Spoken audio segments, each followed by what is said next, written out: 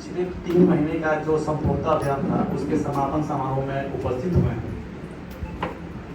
संपूर्णता अभियान एक बहुत ही नीति आयोग का महत्वपूर्ण अभियान था और इसका उद्देश्य था कि हमारे जो 6 इंडिकेटर हैं उसमें हम सभी को संतृप्त करें। तो मेरा जो बाल विकास एवं पुष्टाहार विभाग है उसका उद्देश्य इस संपूर्णता अभियान में ये था कि जितने भी इस पहेड़ी ब्लॉक में गर्भवती महिलाएं हैं उन सभी को खाद्यान्न वितरित किया जाए। डिपार्टमेंट की तरफ से जितना भी खाद्यान्न प्राप्त हुआ था उसके हिसाब से हमने 100% गर्भवती को खाद्यान्न प्राप्त करा दिया है और ये भौतिक रूप से भी है और जो पोषण ट्रैकर होता है हमारे डिपार्टमेंट का उसके हिसाब से भी। तो जो संपूर्णता अभियान का जो टारगेट था हमारा वो हम लोग संतृप्त कर चुके हैं,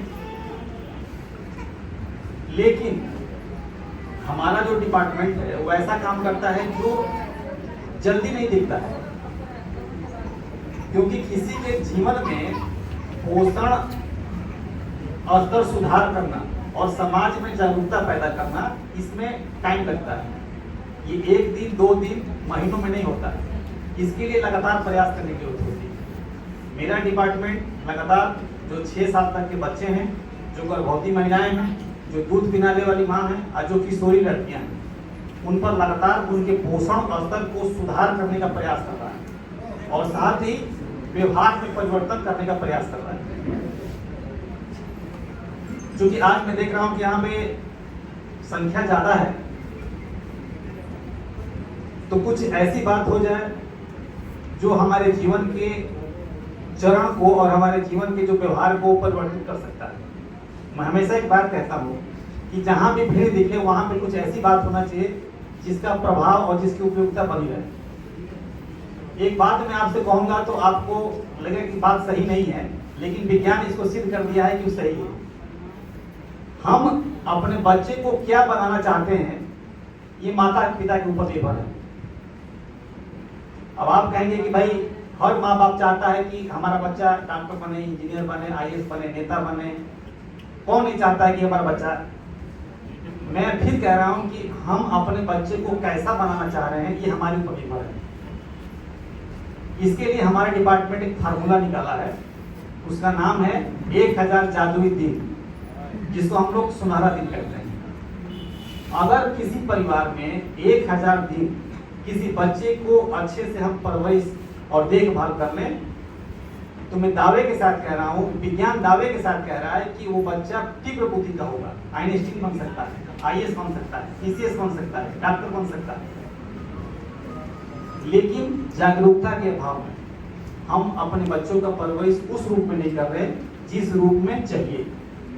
मेडिकल साइंस कर रहा है कि किसी भी बच्चे के मस्तिष्क का विकास 75% केवल 2 साल में हो जाता है। कितने साल में? केवल 2 साल। सोचिए अगर हम 100 साल जिंदा रहते हैं तो 98 साल तक हम केवल 25% का दिमाग का विकास करते हैं और केवल 2 वर्ष तक हम उस बच्चे का 75% दिमाग का विकास कर सकते हैं। अब 1000 दिन कैसे हुआ? जैसे बच्चा गर्भ में आता है वो 9 महीना और जब पैदा होता है उसके बाद का 2 साल, ये जोड़ेंगे तो 1000 हो जाएगा। और मेडिकल साइंस कहता है कि अगर हम उस बच्चे को 1000 दिन तक अच्छे से परवरिश कर लिए तो वो बच्चा तीव्र बुद्धि का होगा, एक अच्छा नागरिक बनेगा। कैसे? उसको सही पोषण और सही देखभाल की जरूरत है। अब बात आती है कि सही पोषण क्या है? सही पोषण ये है कि जैसे ही वो बच्ची या बच्चा गर्भ में आता है तो उस माँ को, जिसको हम लोग गर्भवती बोलते हैं, उसको हम अच्छे से आहार और विहार कराएं। अब बात आती है कि अच्छा आहार कैसे होगा? तो अच्छा आहार का बहुत सिंपल सा फॉर्मूला है। हमारा विज्ञान ये कहता है कि 5 तरह के खाद्य समूह हैं। अगर हम उस खाद्य समूह में से अपने भोजन की थाली में शामिल करते हैं तो वो संपूर्ण आहार होगा और स्वस्थ आहार होगा। वो 5 खाद्य समूह कौन है? मैं आपके सामने रख रहा हूँ। पहला खाद्य समूह है अनाज का। अनाज और दाल, जो भी हम खाते हैं अपने गांव समाज में, चावल खाते हैं, गेहूं खाते हैं, दाल खाते हैं, ये हम अपने थाली में जरूर शामिल करें। पहला समूह ये हुआ। दूसरा समूह क्या हुआ? हरे पत्तेदार सब्जी। जो भी आपके गांव समाज में घर परिवार में आपके उपलब्ध हो, हरी पत्तेदार सब्जी जो भी हो, पालक, बथुआ, मेथी, जो भी आप देख रहे हैं वो शामिल करिए। तीसरा समूह क्या है? तीसरा समूह है दूध से बना हुआ आइटम। दूध चूंकि गांव में सर्व सुलभ है तो दूध का एक आइटम हमारे खाने में शामिल होना चाहिए। और चौथा समूह है मांस का। अगर आप मांस खाते हो तो मांस और अंडा, ये चौथा समूह है जो हम अपने खाने में शामिल करें। और पांचवा और अंतिम समूह है फल। फल आपके घर परिवार में आपकी क्षमता के हिसाब से जो भी उपलब्ध है, एक फल हम उसको शामिल करें। विज्ञान कहता है कि 5 खाद्य समूह अगर हम उस गर्भवती के जीवन में रोज शामिल करते हैं तो वो उस गर्भवती महिला का पोषण स्तर अच्छा होगा और वो महिला स्वस्थ होगी और जो बच्चा जन्म देगी वो बच्चा स्वस्थ होगा। तो ये हो गया हमारा पोषण। दूसरा हो गया स्वास्थ्य। स्वास्थ्य का मतलब क्या हुआ? उसकी 4 जांचें आप लोग जरूर करवाइए, खून, पेशाब, बीपी और वजन। ये 4 जांच फ्री में होता है, एनम बहन जी करती हैं, उस गर्भावस्था में करवाइए। और साथ ही जो टीका लगता है वो करवाइए। ये हो गया गर्भावस्था में। और गर्भावस्था के बाद जब बच्चा जन्म लेता है तो 2 साल तक परवरिश कैसे करनी है? 2 साल तक परवरिश के लिए कुछ छोटे से फार्मूले हैं। पहला फार्मूला ये हुआ कि बच्चा जन्म लिया, 1 घंटे के अंदर माँ का दूध पिला लीजिए। वो जो पीला गड़ा दूध होता है बहुत ही महत्वपूर्ण होता है और उसको हम लोग पहला टीका बोलते हैं। अगर बच्चा वो नहीं पिएगा पीला दूध तो बच्चा बीमार पड़ सकता है और उसका जो इम्यून सिस्टम होता है कमजोर हो सकता है। उसके बाद 6 महीना तक केवल माँ का दूध, पानी भी नहीं, भुट्टी भी नहीं, क्योंकि जो माँ 6 महीना से पहले बच्चे को पानी भुट्टी पिलाती है वो बच्चा संक्रमित होता है और बच्चा कुपोषित होता है।